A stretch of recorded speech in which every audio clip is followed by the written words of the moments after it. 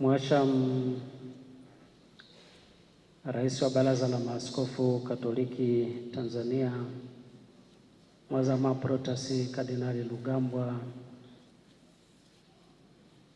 Mhashamu Askofu Mkuu Beatus Kinyaia, kiongozi wetu wa majimbo haya, wahashamu maaskofu wakuu, wahashamu maaskofu, Mheshimiwa Makamu wa Rais mstaafu, Mheshimiwa mawaziri wote ambao mmetufikia, Mheshimiwa mapadri wote, mashemasi, watawa wote wa kike na wa kiume, Mheshimiwa wanafamilia na mpendwa wetu Bernardine Mfumbusa, kwa namna pekee mama mzazi na dada zake, kaka zake, waheshimiwa wote, waamini wote kwa ujumla ambao tumekuja kumsindikiza baba yetu Mfumbusa. Tumsifu Yesu Kristo. Neno langu ni la kushukuru. Tunamshukuru Mungu kama kawaida kwa zawadi ya Askofu Mfumbusa katika kanisa na jamii kwa ujumla, kijimbo, kitaifa na kimataifa. Lakini pia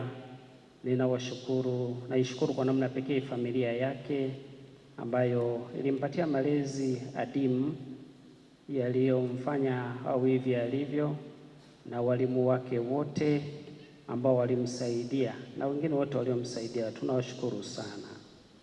So tulipata tunda zuri kutokana na jitihada zenu. Nashukuru kwa namna pekee kanisa lililomuunda hivi alivyo kote, sehemu zote alizopitia mpaka hapa mwishoni alipofikia. Na kwa namna pekee sana tumshukuru Baba Askofu Beatus Kinyaia ambaye tangu tarehe 14 ameendelea akifanya kazi kwa ushirikiano wa karibu kabisa na kuria hii ya Kondoa mpaka sasa.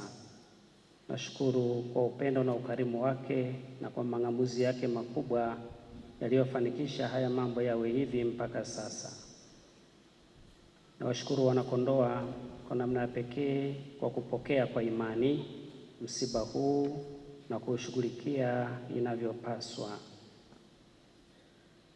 Na nishukuru kwa namna ya pekee Baba Mtakatifu kwa kupitia nunsio wetu alivyoona na kunuia kuwa anaweza kwa muda huu kulisimamia jimbo hili, tukiwa tunaendelea kuwaandaa wanajimbo na kanisa likiwa linaendelea kufanya utaratibu wake wa kupata mchungaji wao katika jimbo la Kondoa. Kwenu tu wana Kondoa, ningeomba umoja wetu utakuwa ndio nguvu yetu.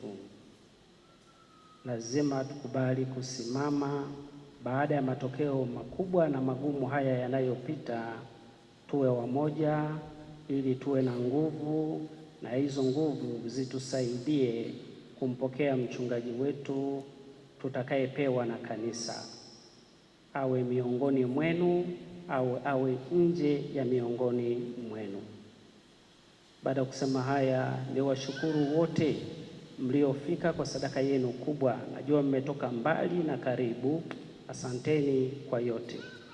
Asanteni kwa rambirambi zenu ambazo mmezitoa na zingine zote zitakazoendelea kutolewa. Na ninawatakia basi, baada ya haya majukumu, mtakapokuwa mkirudi katika sehemu mlizotoka, Mungu awabariki safari zenu, mwende salama na kurudi na kufika salama kuendelea na majukumu. Lakini kumbukeni pia kurudi Kondoa. Tumemwacha rafiki yetu mkubwa hapa, tunamhifadhi hapa.